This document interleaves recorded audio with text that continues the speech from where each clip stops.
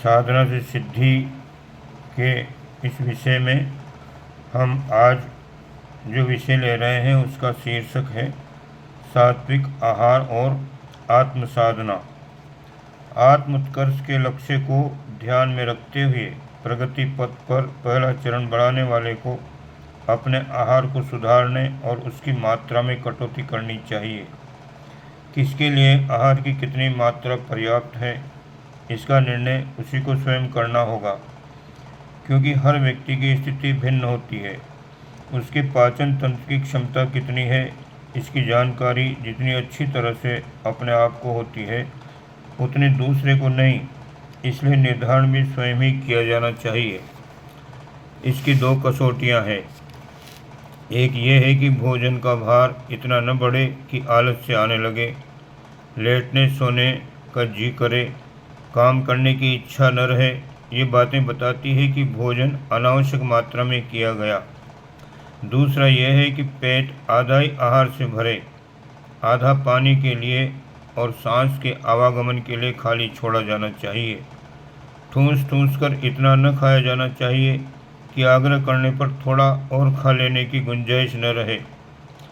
तीसरी परख यह है कि दूसरी बार भोजन करने से पूर्व पिछला खाया हुआ भली प्रकार पचाया हो और नया आहार ग्रहण करने की लालसा बलवती हो चले। पेट खाली प्रतीत हो ऐसी स्थिति न बन पड़े तो समझना चाहिए कि पहले खाया हुआ अभी पचा नहीं है। अपच की स्थिति में आदत से विवश होने पर खाने की आदत भड़कते ही थाली परोसवा लेना गलती की बात है। पेट की सामर्थ्य से अधिक खाते रहने से बार बार जल्दी जल्दी कुछ न कुछ मुंह में ठूंसते रहने की आदत से स्वभाव बिगड़ जाता है और वैसा ही निरंतर करने की उत्कंठा उभरती रहती है। यह आदत एक प्रकार से स्वभाव को ही बिगाड़ देती है और पता नहीं चलता कि भूख लगी भी या नहीं। ऐसी दशा में एक दो के उपवास केवल जल पर रखने और पेट की सफाई और एनिमा आदि लेते रहना से कब्ज से छुटकारा सा मिल जाता है। उतरी हुई गाड़ी फिर से पटरी पर आ जाती है।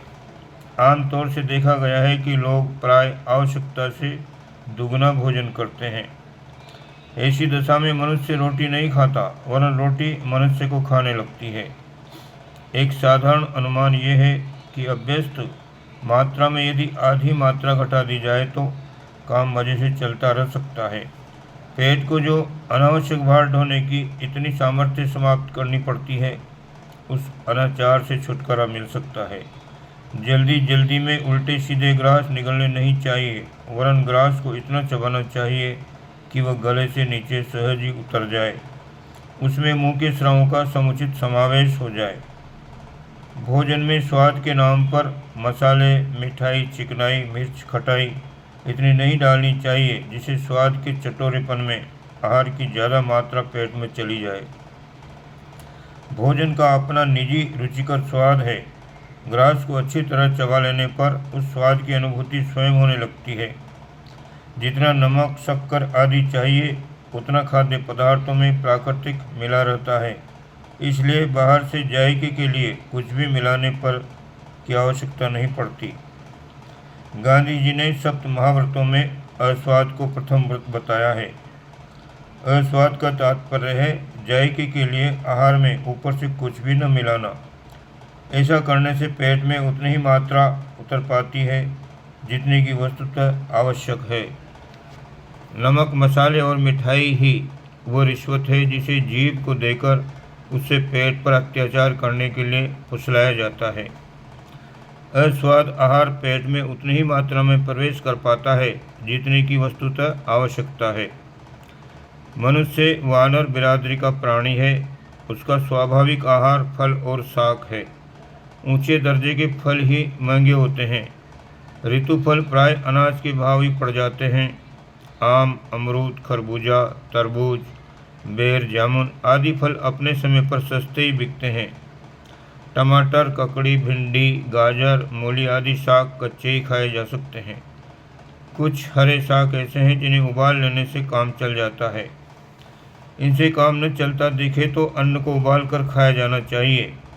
उन्हें बारीकी से न पीसा जाए तो और अच्छा है। दालें साबुत ही पकानी चाहिए। चावल तो साबुत ही पकता है।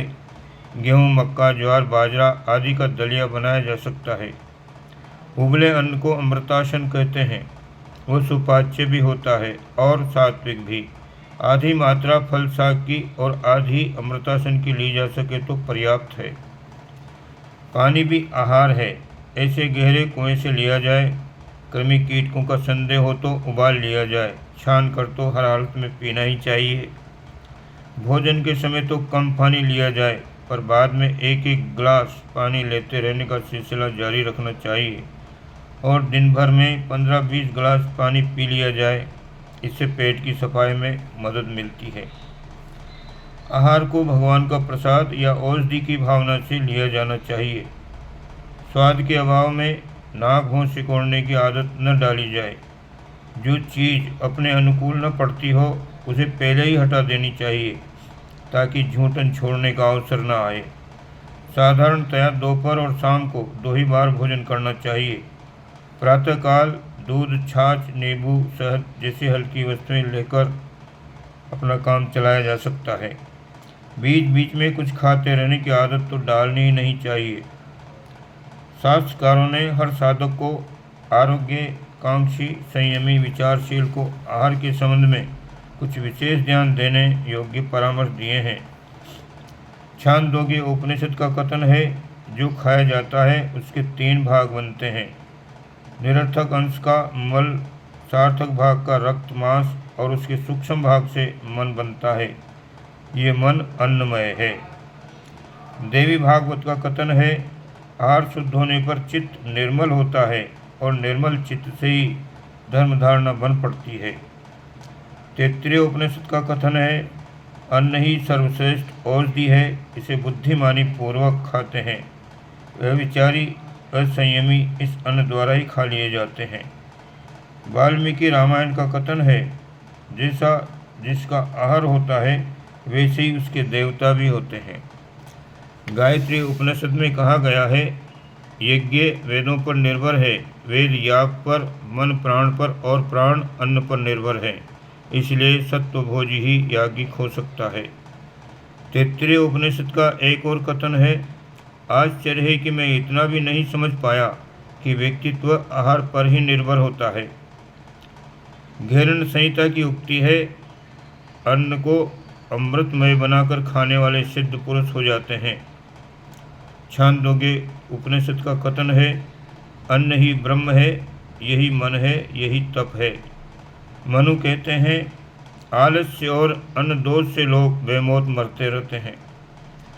पाशुपत ब्रह्मोपनिषद में कहा गया है कि अभक्ष्य आहार त्याग देने से अंतःकरण पवित्र होता है, ज्ञान का उदय होता है और बंधन टूट जाते हैं। ब्रह्म पुराण में लिखा है, दलिया, खिचड़ी और सात्विक पदार्थों का सेवन उपवास माना गया है। उससे आत्मशुद्धि होती है और आत्म तेज प्राप्त होता है। कूर्म पुराण में लिखा है, जो पर उपार्जित अन्न खाता है वो उसके पाप भी खाता है। ऋग्वेद का वचन है कि अन्न का एक अंश परमार्थ के लिए निकाल ले, तब बचे हुए अन्न को ही खाना चाहिए।